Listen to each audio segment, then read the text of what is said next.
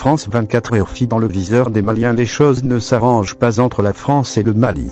Le dernier développement dans le pourrissement de leurs relations intervient ce lundi 14 mars 2023. Dans un communiqué repris par des sites d'information, notamment Wajab, LLC, le collectif pour la défense des militaires, CDM, a donné un ultimatum très clair aux médias français, Radio France Internationale, RFI, et France 24 de quitter le Mali à la fin de ce mois de mars. Il est reproché à RFI d'avoir donné, dans une édition de ce lundi 24 mars, une information qui serait erronée sur des exactions supposées des forces armées du Mali, FAMA, sur des populations civiles peuple de la zone de Sofara.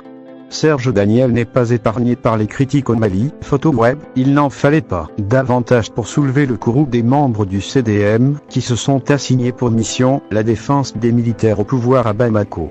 Les médias français sont régulièrement accusés de partialité dans le traitement de l'information concernant le Mali. Surtout après le coup d'État qui a chassé le président Ibrahim Boubacar Keïta, du pouvoir.